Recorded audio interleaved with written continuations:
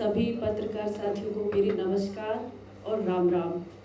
बहुत खुशी हो रही है आप सभी से मिलके और बिग बॉस के घर में जो 33 दिन का मेरा सफ़र रहा उसके बारे में मैं आज खुलकर आप लोगों से बात करने वाली हूँ। बड़ी इच्छा थी, जो चीज़ें मैं वहाँ प्रेस कॉन्फ्रेंस के दौरान जो घर में हुई थी वहाँ नहीं बता पाई, उन चीज़ों का जिक्र मैं यहाँ करने वाली हूँ और बहुत खुल के चाहती हूँ कि आपसे बातचीत करूँ, घर के बारे में बताऊँ, कुछ अपने बारे में भी बताऊँ। तो हम लोग शुरू करते हैं। सोनाली जी, आपको वो लाइट चल दिख रही वहाँ ठीक सामने देखना, सवाल लेफ्ट राइट से आ जाएंगे। तो सबसे पहले ये सवाल सोनाली जी कि क्या वो प्रेस कॉन्फ्रेंस में वहाँ या घर के अंदर ऐसी कौन कौन सी बातें थी जो आपने खुलकर नहीं बता पाई, एंड आज यहाँ पर अगर आप प्रेस के सामने अगर आप ब्रीफ कर सकें। जी, पहले मैं 1 मिनट में अपना इंट्रोडक्शन देना चाहूँगी। मैं हरियाणा के एक छोटे से गांव में मेरा जन्म हुआ और बहुत छोटी उम्र में 17 साल में मेरी शादी हो गई थी। और शादी के बाद जो परिवार मुझे मिला, बहुत अच्छा परिवार मिला। उन्होंने मुझे आगे बढ़ाया। जब मैंने इच्छा जाहिर की कि मैं समाज सेवा के क्षेत्र से जुड़ना चाहती हूँ और एक्टिंग लाइन में भी जाना चाहती हूँ, तो मेरे हस्बैंड ने, मेरी मदर इन लॉ ने मुझे बहुत सपोर्ट किया। हालांकि कुछ सालों तक घर से परमिशन नहीं मिली, क्योंकि हरियाणा में कुछ परिवार ऐसे होते हैं कि घर की बहू बेटियों को बाहर नहीं जाने का अवसर देते। लेकिन मेरे कुछ साल तक मनाने के बाद मुझे वो अवसर मिला और मैं पिछले 12 साल से एक्टिव पॉलिटिक्स में हूँ और भारतीय जनता पार्टी में नेशनल स्तर पे मैंने कई पदों पे रह के पार्टी के लिए काम किया है, जिम्मेदारियां निभाई हैं और उसी के चलते मैं आज हरियाणा में वाइस प्रेसिडेंट हूँ महिला मोर्चा। और मैंने हरियाणा की हॉट सीट जो कि सीएम जहाँ से 3 बार रहे भजन लाल जी, उनके बेटे के सामने 2019 में अभी चुनाव लड़ा और पहली बार भारतीय जनता पार्टी के इतिहास में सबसे ज़्यादा 35,000 की संख्या में वोट प्राप्त किए। और हरियाणा में की राजनीति में गूगल पे सर्च की जाने वाली सबसे बड़ी पर्सनैलिटी पॉलिटिशियन गूगल पे मैं 2019 में रही हूँ। और उसके बाद जैसे मुझे बिग बॉस से मुझे निमंत्रण आया, तो उसके लिए मुझे यहाँ पे मैं आई भी, बड़ी खुशी के साथ आई। तो पीछे का जो मेरा सफ़र था, कुछ राजनीति के साथ साथ मैंने एक्टिंग लाइन में भी काम किया। जैसे मैं दूरदर्शन हरियाणा में 3 साल के लिए एंकर रही, एक हिंदी कार्यक्रम की, और मैंने 3 फिल्में भी की हैं, जिसमें एक फ़िल्म जिमी शेरगिल के अपोजिट मैंने काम किया, दूसरी में मैंने रवि किशन के, और एक हरियाणवी फिल्म छोरियां छोरों से कम नहीं होती में सतीश कौशिक जी के डायरेक्शन में मैंने काम किया। और जी टीवी के 2 शो भी किए मैंने, अम्मा और टशने इश्क में थोड़ा काम किया। तो ये सब चीज़ें साथ साथ मेरा एक्टिंग करियर भी चल रहा था और राजनीति भी चल रही थी, वो आज भी कंटिन्यू है, दोनों चीज़ें साथ चलती हैं। और कुछ लोगों को गलतफहमी होती है कि मैं टिकटॉक से राजनीति में आ गई, कि मैं टिकटॉक स्टार रही तो राजनीति में मुझे बीजेपी ने टिकट दिया, जबकि ऐसा नहीं है। टिकटॉक एक एंटरटेनमेंट का हिस्सा था, जो मैं मेरे मन की जो इच्छाएं थी, गाना गाने का शौक़ रखती हूँ, डांस करने का शौक़ रखती हूँ, वो टिकटॉक के माध्यम से मैंने अपने आप को वहाँ पे दिखाने के लिए या अपने आप को एंजॉय करने के लिए वो सब चीज़ें की।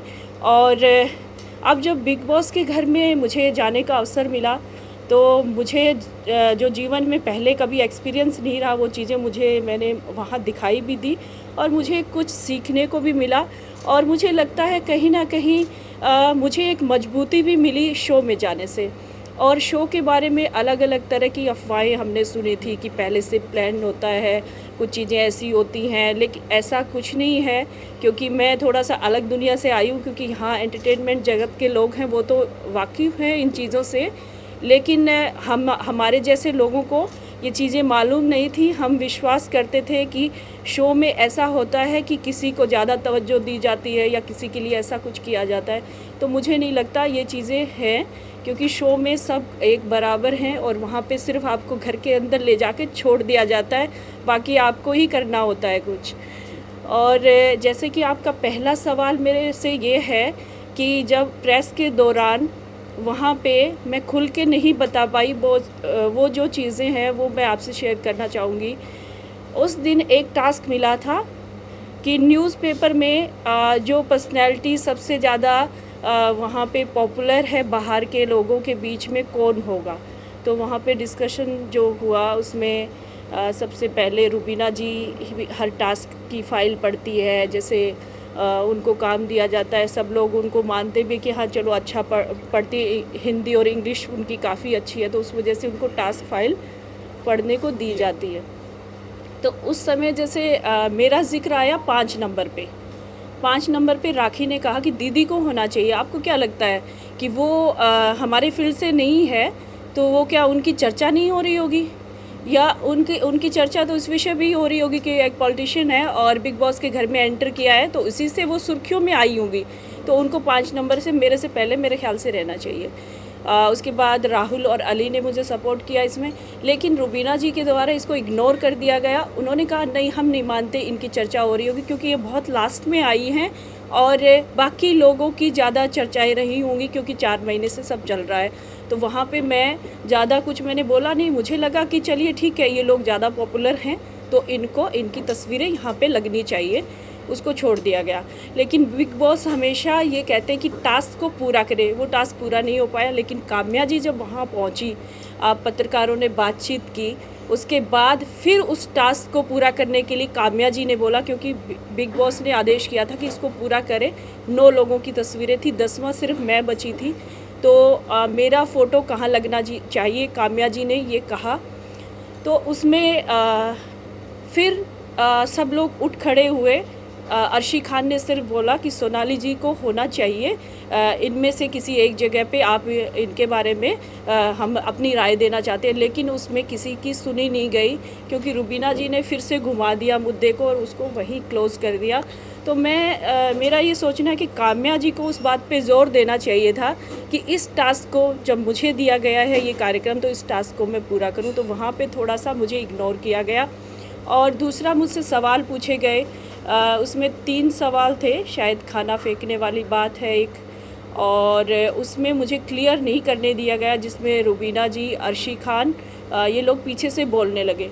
आप लोगों ने हमेशा देखा होगा, मैं जब तक शो में रही, जब 2 लोग या 3 लोग भी बोल रहे होते थे, मैंने बीच में कभी नहीं बोला, कभी भी नहीं बोला। आप शो पीछे कभी भी देख सकते हैं, जब वो लोग बोल के अपनी बात ख़त्म कर देते थे, तब मैं पूछती थी क्या मैं अपनी राय दूं या मैं अपनी राय रख सकती हूं। मैं हमेशा ये पूछती थी, क्योंकि हम लोगों ने हमेशा से ये नियम बनाए हुए हैं। हम जिस पार्टी से ताल्लुक़ रखते हैं, हमें सिखाया गया है कि हमें अपनी जो राय है वो बताने के लिए भी पूछना चाहिए कम से कम। तो मेरा ये नियम है, सिद्धांत है, तो उसको मैंने फ़ॉलो किया।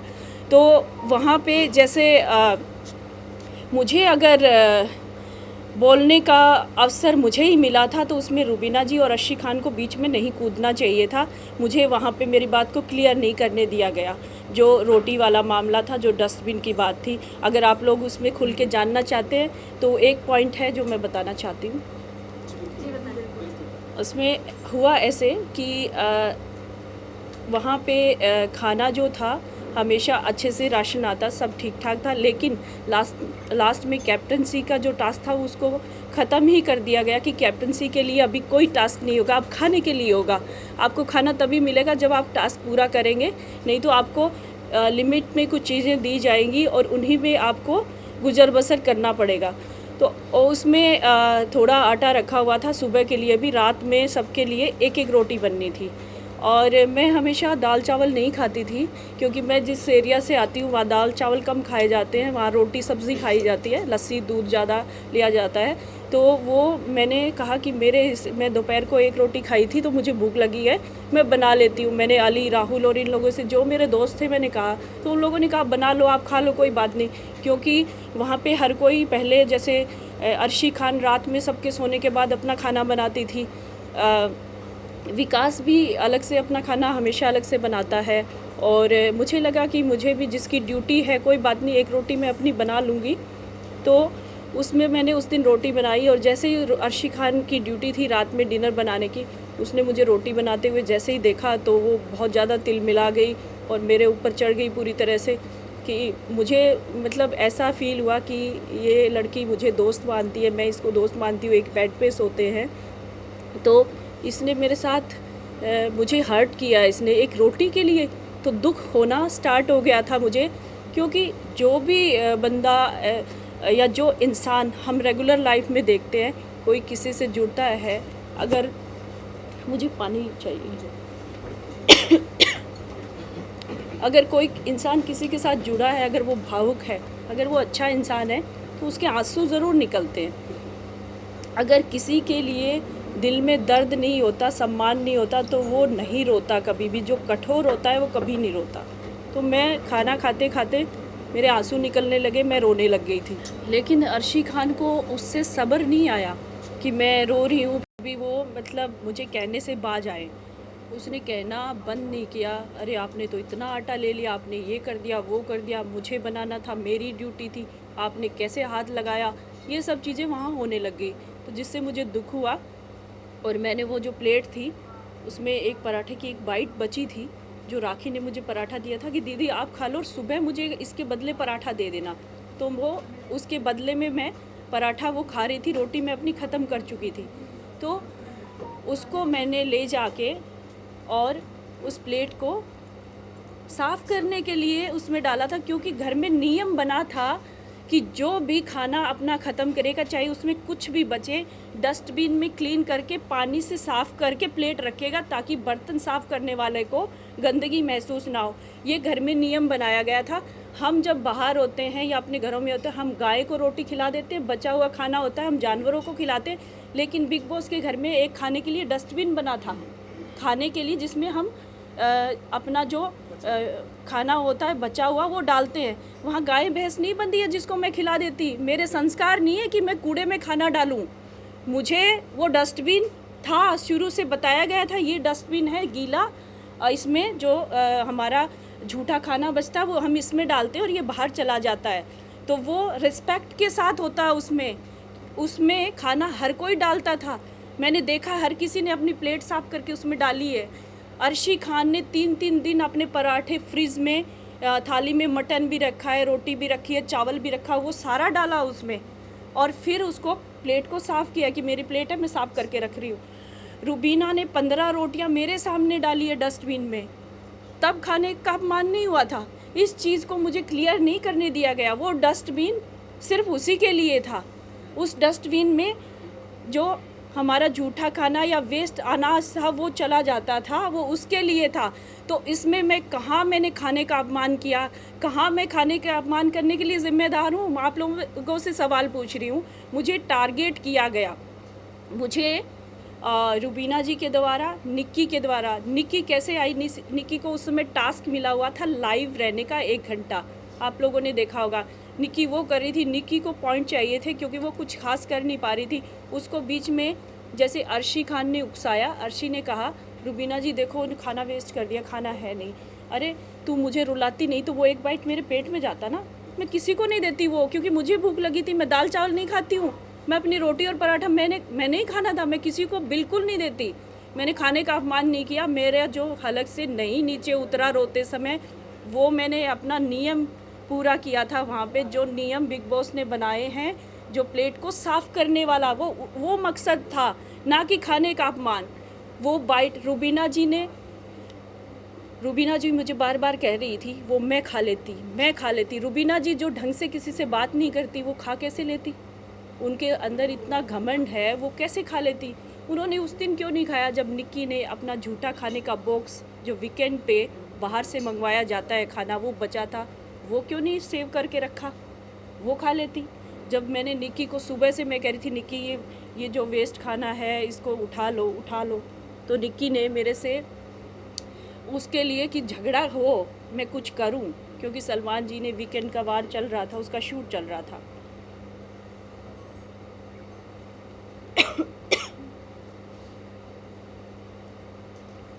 जब सलमान जी ने निक्की को समझाया कि निक्की तुम कुछ कर नहीं पा रही हो, तुम बोरिंग हो चुकी हो, तो निक्की ने उसी समय डिसाइड कर लिया था कि मैं इस औरत को टारगेट करूँगी। निक्की ने मुझे टारगेट करना शुरू कर दिया था दूसरे हफ्ते पे ही, और उसने अपना जो खाने का बॉक्स था वो मेरे बेड के साथ में रखा।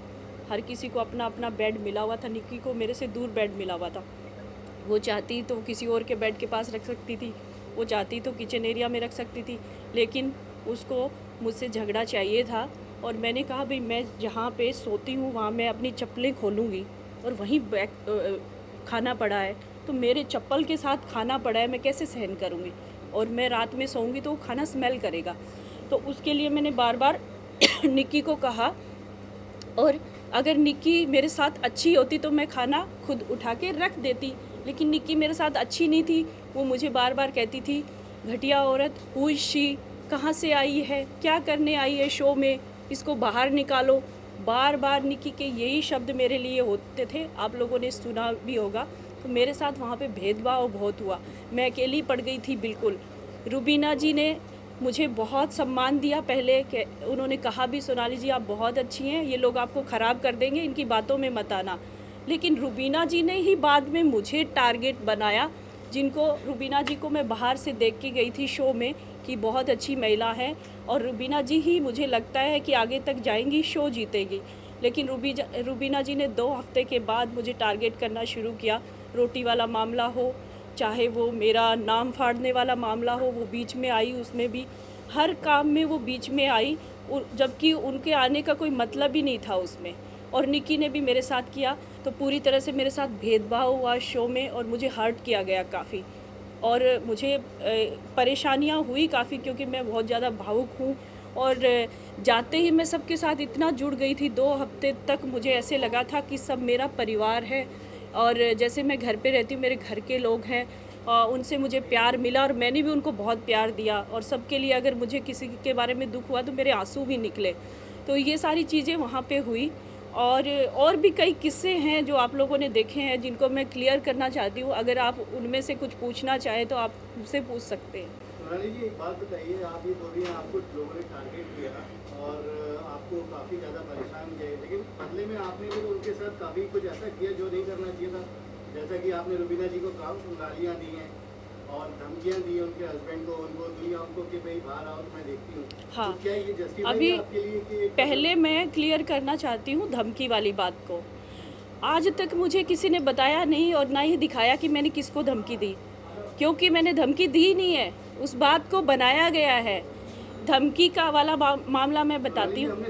हाँ हाँ, किसको, सबने देखा है। हाँ किसको कहा मैंने, किसको कहा मुझे बता दें। एक आपके सामने अनुभव, हाँ हाँ, ये किसको कही थी मैंने बात? अभिनव खड़े थे आपके सामने, उनको मेरे आप पीछे देखते खड़े हुए- थे आपने। मैं बताती हूँ, अब मैं बताती हूँ, इस बात को क्लियर करती हूँ आज। इसीलिए मैंने आप लोगों से मिलने की चाह जताई थी कि मैं इस बात को क्लियर करूँ, क्योंकि देखिए मैं जिस फील्ड से आती हूँ वहाँ समाज सेवा की भावना रहती है हमेशा ही, सबको जोड़ के रखने की बात रहती है, ना कि तोड़ के रखने की।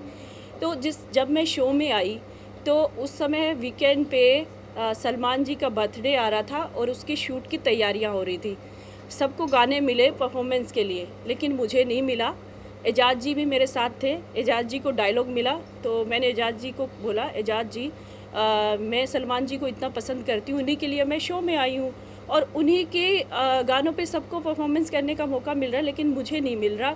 तो मैंने बिग बॉस को कहा, और मुझे गुस्सा आया और मुझे दुख हुआ। तो मैंने कहा बाहर मेरे लोग हैं, वो देख रहे हैं, और आप इस देश में एक चैनल चला रहे हो, इस देश में ये शो चला रहे हो, आप भेदभाव नहीं कर सकते किसी के साथ। मेरे साथ आप लोगों ने भेदभाव किया, इनको सबको दे दिया ना, इनको गाना दिया, ये परफॉर्म करेंगे। सलमान जी का बर्थडे मैं क्यों नहीं करूँगी? और मेरी जो टीम है बाहर से आपसे सवाल पूछेगी, वो उस समय की बात है, वो ये बात थी जो मैं आज क्लियर कर रही हूँ। मेरे पीछे अभिनव खड़ा था, अभिनव ने मुझे फिर कहा भी सोनाली जी आप क्या कह रही हैं, शो को कह रही हैं आप? मैंने कहा हाँ कह रही हूँ, मेरे साथ भेदभाव हुआ है तो कह रही हूँ ना मैं, और मेरा हक बनता है, मैं शो में आई हूँ। और जहाँ हमेशा कहा जाता है कि शो में भेदभाव नहीं होता, मैंने स्टार्टिंग में यहाँ बैठते ही आपको कहा ना कि शो बहुत अच्छा है, भेदभाव नहीं होता शो में, शो के लोग नहीं करते हैं वो। इस चीज़ को क्लियर करती हूँ। जब मैंने ये बात कही उनको, मुझे हर्ट हुआ, तो दूसरे दिन जब शूट हुआ तब सलमान जी ने या क्रिएटिव्स जो थे या शो मेकर जो हैं, उन्होंने इस बात को समझा और उन्होंने मुझे परफॉर्मेंस का मौका दिया, उस चीज़ को क्लियर किया, वो बातें वहीं ख़त्म हो गई थी। लेकिन अभिनव जी ने, जब निक्की और मेरा रुबीना जी से झगड़ा शुरू हुआ, अभिनव जी ने उस बात को मोड़ दिया। अभिनव जी काफ़ी गहराई से सोचते हैं और उन्होंने सोच के प्लान बनाया कि उस बात को मैं कैसे घुमा सकता हूँ। तब अभिनव जी ने कहा कि इसने तो शो को भी धमकी दी थी, ये धमकियाँ देती है सबको कि मैं बाहर देख लूँगी, मेरे बंदे देख लेंगे। मैंने कहा ज़रूर था, लेकिन ये वो बात नहीं थी कि मेरे बंदे आपको देख के मार डालेंगे, कुछ कर देंगे, ये वो चीज़ नहीं थी, बिल्कुल भी नहीं थी, और ना ही कभी हो सकती, ना मैं कभी कह सकती ये चीज़ें। तो ये अभिनव जी का प्लान था और अभिनव जी ने ये कहा। फिर किचन एरिया में निक्की भी मेरे साथ इस बात से भिड़ी कि तुम ये कहती रहती हो घटिया औरत, मेरे बंदे देख लेंगे, बंदे मेरे भी है, तुम्हें देख लेंगे। निक्की ने ये बात कही।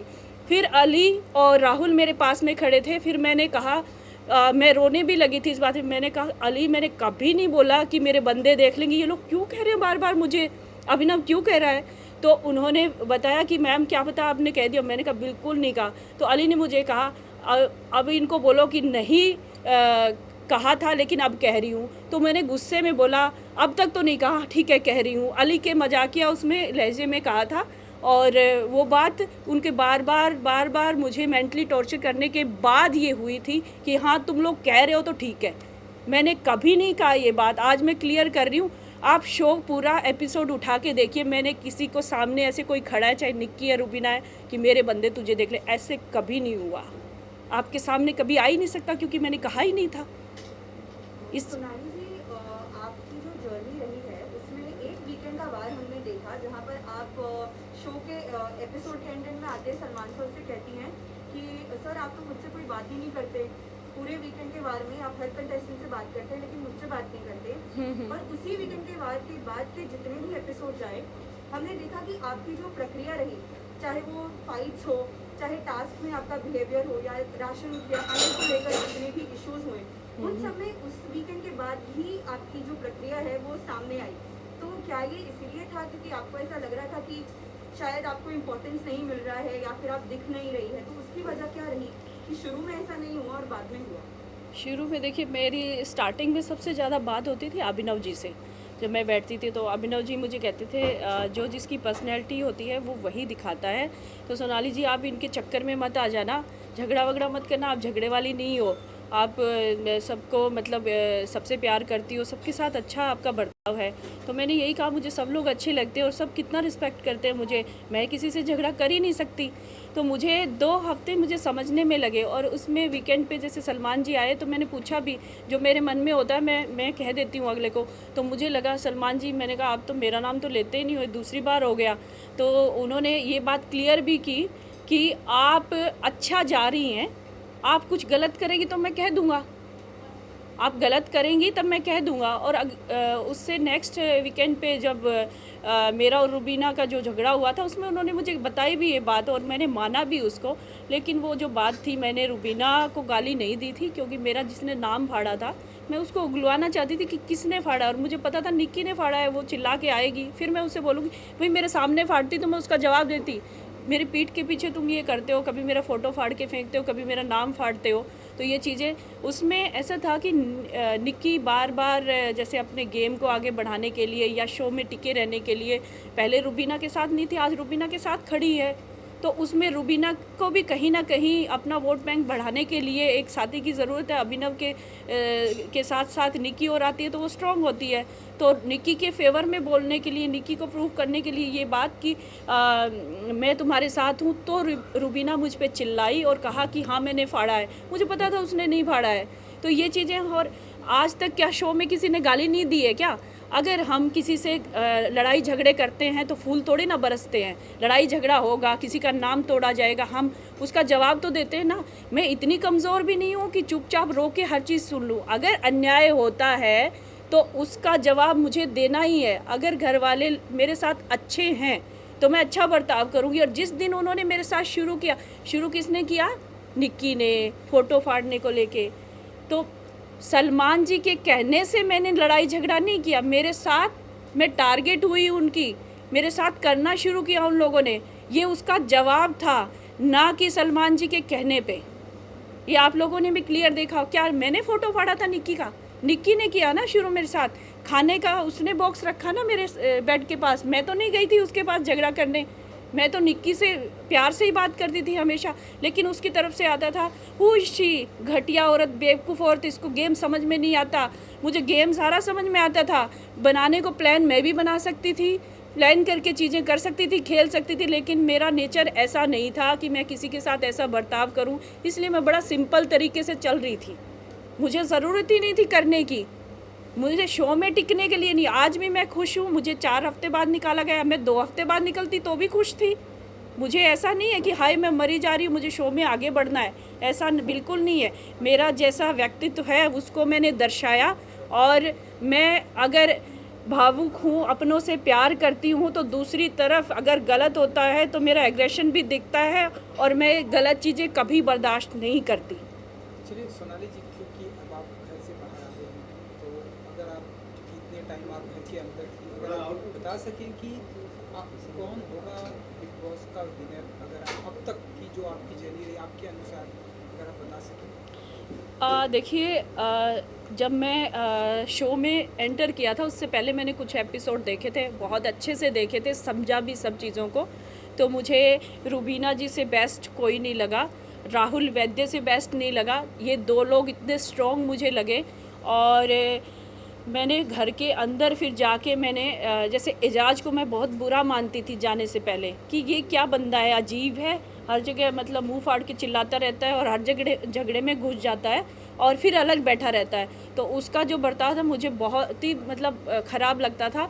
और जब मैं घर के अंदर गई तो सब चीज़ें उल्टी हो गई थी। मैंने जब उनको सामने से जाना, क्योंकि 24 घंटे जो चलता है उसका 1.5 घंटे में जो दिखता है वो अलग है आप लोगों के सामने। मेरी भी कुछ चीज़ें ऐसी नहीं दिखाई गई। मैंने सिद्धांतों के साथ उस शो में खेला है, जो भी खेला है अपने आप को दिखाया है, लेकिन वो चीज़ें मुझे नहीं लगता कि पूरी तरह से आई है। मेरी जो 1-2 गलतियां थी उनको बहुत अच्छे से दिखाया गया है। तो मैं शो में जब गई हूँ तब मुझे कहीं ना कहीं लगता है कि रुबीना जी मेरी फेवरेट हमेशा रही हैं, और मेरे घर पे भी सब, जैसे मेरी मदर उनको बहुत पसंद करती थी, लेकिन आज जब मैंने उनसे पूछा आने के बाद तो मेरी माँ बिल्कुल पसंद नहीं करती उनको। तो मैंने मेरी माँ को समझाया भी, मैंने कहा शो में रहने के लिए रुबीना जी ये कर रही है, बाकी वो अच्छी है। तो जब लेकिन एक तरफ वो संस्कारों की, नियमों की दुहाई देती है, वहीं दूसरी तरफ अपने गेम में आगे बढ़ने के लिए वो अपने संस्कार और नियम ताक पे रख देती है, वो साइड में कर देती है, उनको कोई फ़र्क नहीं पड़ता। लेकिन हमने उनकी छवि हमेशा एक अच्छी महिला की पर्दे पे भी देखी है, और मैंने बाहर भी यही महसूस किया था कि वो ऐसी है, लेकिन वो ऐसी बिल्कुल नहीं है। वो इस शो के लिए ही बनी है।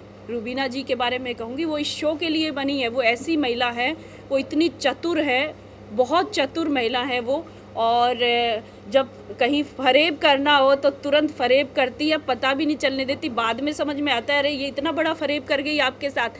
तो वो शो में टिकने के लिए उससे बेस्ट मुझे नहीं लगता रुबीना से बेस्ट कोई हो सकता। और मुझे आज लगता है कि उस ट्रॉफ़ी की असली हकदार वही है, ऐसे शो के लिए वही बनी है, हमारे जैसे लोग नहीं बने हैं।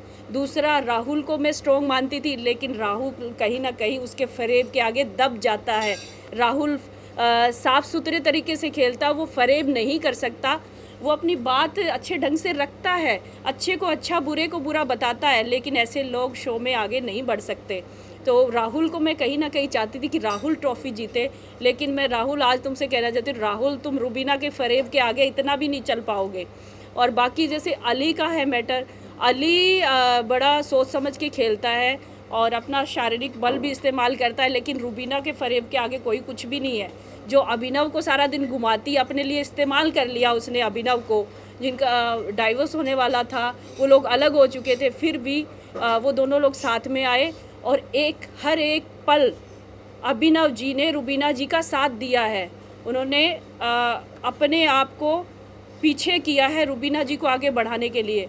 और मैंने बार बार, जैसे मैं शो में गई, मैंने खुल के कहा अभिनव जी को, मैंने कहा अभिनव जी आप इतने अच्छे विचारों के व्यक्ति हैं और बहुत अच्छा मैं आपको मानती हूँ। शुरू से मैंने जैसे आपको देखा है तो आप बहुत सबसे अच्छे व्यक्ति शो में आप नज़र आते हैं मुझे, लेकिन कहीं ना कहीं आपके जो व्यक्तित्व है वो दब चुका है।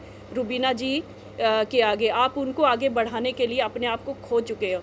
और जब आप बाहर निकलोगे, लोग आपको बहुत सुनाने वाले हैं और आपको सवालों की बौछार होगी, शायद आपको जीने भी ना दे कि जिस टाइप से कि जोरू का गुलाम है, बहुत ज़्यादा ही करता है, ये इस तरह की चीज़ें आपको सुनने को मिलेगी। तो अपने आप को दिखाओ, थोड़ा सा अभी समय है, आप जाने वाले नहीं हो। क्योंकि कहीं ना कहीं मुझे लगता है कि शो से के लोगों से भी रुबीना जी की बात हुई होगी कि मेरा पति मेरे साथ ही रहेगा, तो उनकी वैसे भी मजबूती है इस शो में अभिनव जी की वजह से।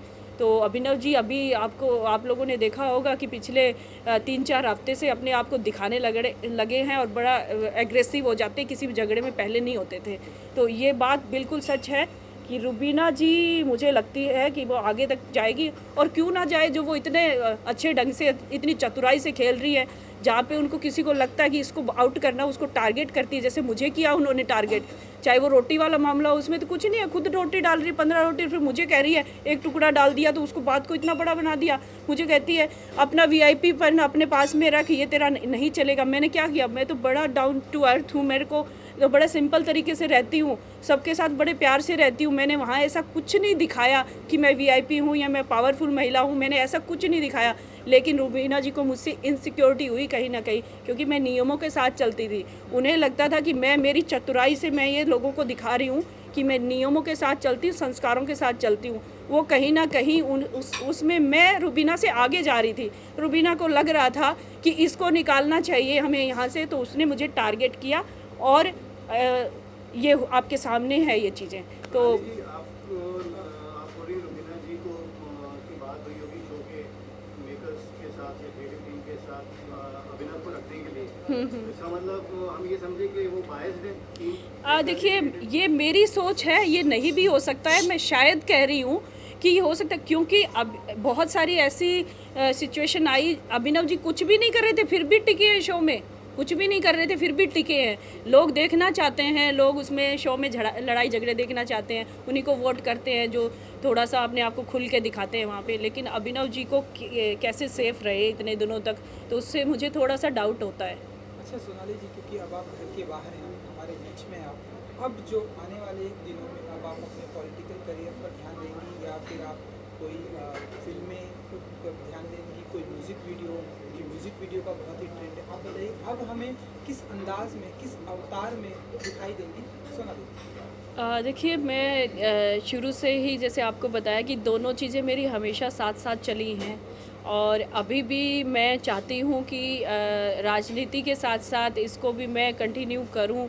और अभी मुझे लगता है कि मुझे समय यहाँ देना चाहिए, इस फील्ड को थोड़ा ज़्यादा और देना चाहिए, क्योंकि जो मेरे मन के अंदर जो छुपा हुआ था, जिस तरह से मैंने सलमान जी को लेकर डांस की बात कही, और उन्होंने मुझे हर वीकेंड पे अपने गानों पे डांस करवाया, और उन्होंने तारीफ़ की उन्होंने जैसे एजाज उनके साथ ग्रुप डांसर थे, कई जगहों पे विदेशों में जाके एजाज जी ने उनके साथ ग्रुप में डांस किया है। तो उन्होंने एजाज जी को भी कहा कि अरे एजाज, तुमने पानी तक नहीं मांगा, सोनाली जी ने डांस किया।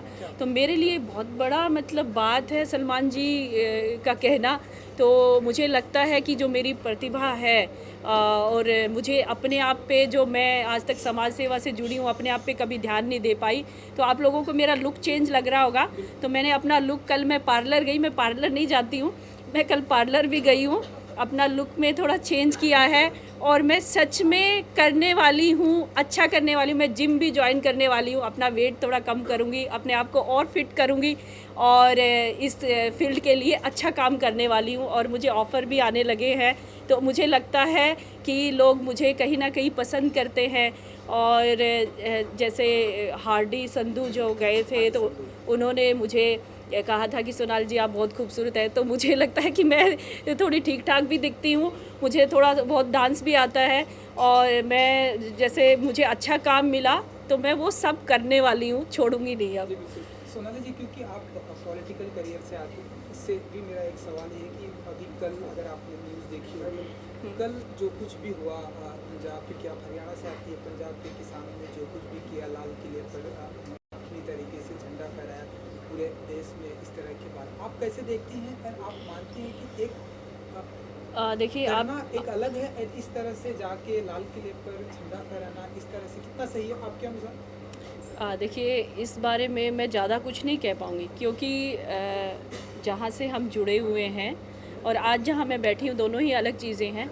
अगर मैं वहाँ होती तो इन सवालों का ज़रूर जवाब देती आपको, क्योंकि मेरी पार्टी की सरकार भी है और मैं किसान की बेटी हूँ। मैं किसान की बेटी हूँ, किसान का दर्द बहुत अच्छी तरह से समझती हूँ कि वो किसके लिए क्या कर रहा है। लेकिन मैं दोनों ही चीज़ों पे मैं कुछ नहीं कहना चाहती, क्योंकि मैं बिग बॉस के घर में रही हूँ। मैंने 33 दिन और 10 दिन में क्वारंटाइन रही। मुझे कुछ पता आइडिया नहीं क्या हो रहा है क्या नहीं हो रहा है, कि मेरे मुंह से कुछ ऐसी चीज़ें निकले। जब तक मैं चीज़ों को समझूंगी नहीं, मैं हरियाणा नहीं जाऊंगी, तो मैं तब तक मैं इन सवालों के बारे में मैं कोई बात नहीं करने वाली। चलिए last Sonali ji, question now Big वी Boss- taking the last question. Bigg Boss में के बारे में बात करते हैं। अभी कुछ समय पहले आपने कहा कि अगर आप 2 हफ्ते में भी इविक्ट हो जाती तो आप खुश थी। अभी भी जब आप इविक्ट हुई आप खुश हैं। तो बिल्कुल। क्या जब आप शो के अंदर गई थी आप में वो जीतने का जज्बा या वो जीतने की इच्छा नहीं थी? बिल्कुल थी इच्छा, और मुझे कहीं ना कहीं लगता था कि मैं मेरी खूबियों से, जो मेरी अच्छाई है, उनसे मैं लोगों का दिल जीत पाऊंगी। लेकिन कहीं ना कहीं मुझे लगता है इस शो में लोग अच्छे लोगों को भी देखना चाहते हैं, लेकिन ज़्यादा लोग लड़ाई झगड़े पसंद करते हैं इस शो में। मुझे ऐसे लगता है कहीं ना कहीं। और मैं आज भी कहती हूँ, इस शो में आना ही मेरे लिए बहुत बड़ी बात है, और इस शो में मुझे बुलाया गया, ये मेरे लिए गर्व की बात है। दूसरा, अगर मेरी बेटी ने भी कुछ कहा था कि मम्मा आप सबसे प्यार से रहते हो, कोई कुछ कहता है तो दुखी हो जाते हो, आप 1 हफ्ता ही रहोगे। और उसने कहा भी आने के बाद कि मम्मा आप बहुत स्ट्रॉन्ग हो, आप तो 33 दिन रहे हो, तो ये आपकी उपलब्धि है। इसमें मतलब मुझे खुशी मिल रही है कि मैं 33 दिन बिग बॉस के घर में रह के आई हूँ। मुझे सच में नहीं लगता था कि मैं 33 दिन रुक पाऊँगी। Thank you thank so you much. बहुत बहुत धन्यवाद। Thank you so much. Thank you. और आप लोगों से मिलते रहेंगे ऐसे ही। अब मैं यहाँ पे समय लगाने वाली हूँ, तो बहुत बहुत धन्यवाद आप सभी का। Thank you thank you thank you.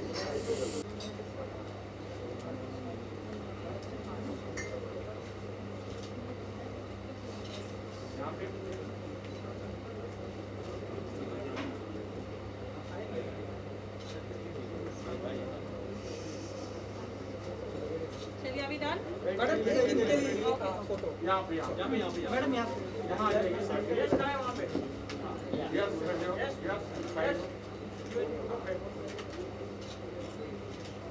Ma'am सामने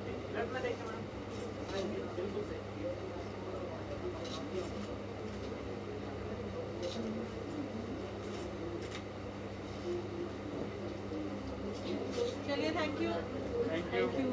बहुत बहुत धन्यवाद।